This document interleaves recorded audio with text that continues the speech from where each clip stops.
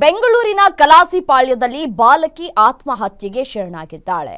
16 ವರ್ಷದ ಶರ್ಮಿಳಾ ಆತ್ಮಹತ್ಯೆಗೆ ಶರಣಾಗಿರುವಂತಹ ಬಾಲಕಿ ತಂದೆ ತಾಯಿ ಜೊತೆಗೆ ವಾಸವಾಗಿದ್ದಂತಹ ಬಾಲಕಿ ಶರ್ಮಿಳಾ ಇದೀಗ ಆತ್ಮಹತ್ಯೆಗೆ ಶರಣಾಗಿದ್ದಾರೆ.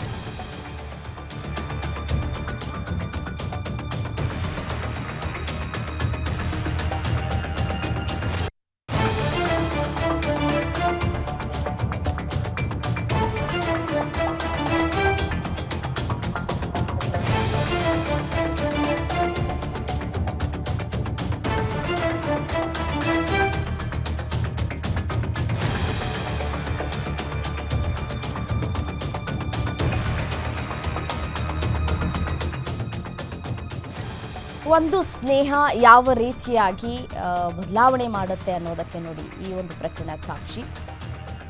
16 ವರ್ಷದ ಶರ್ಮಿಳಾ ಆತ್ಮಹತ್ಯೆಗೆ ಶರಣಾಗಿದ್ದಾಳೆ. ಪೋಷಕರು ತಮಿಳುನಾಡಿಗೆ ತೆರಳಿದಂತಹ ಸಂದರ್ಭದಲ್ಲಿ ಆತ್ಮಹತ್ಯೆಯನ್ನ ಮಾಡಿಕೊಂಡಿದ್ದಾಳೆ.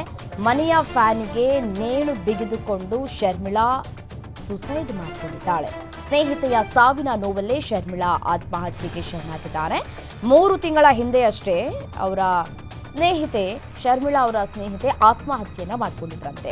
ಸ್ನೇಹಿತೆಯನ್ನ ಮರೆಯೋದಕ್ಕೆ ಸಾಧ್ಯವಾಗದೆ ಆತ್ಮಹತ್ಯೆಯನ್ನ ಮಾಡಿಕೊಂಡಿರುವಂತಹ ಶಂಕೆಗಳು ವ್ಯಕ್ತವಾಗ್ತಾ ಇದೆ. ಬೆಂಗಳೂರಿನ ಕಲಾಸಿಪಾಳ್ಯದಲ್ಲಿ ಬಾಲಕಿ ಆತ್ಮಹತ್ಯೆಗೆ ಶರಣಾಗಿದ್ದಾರೆ.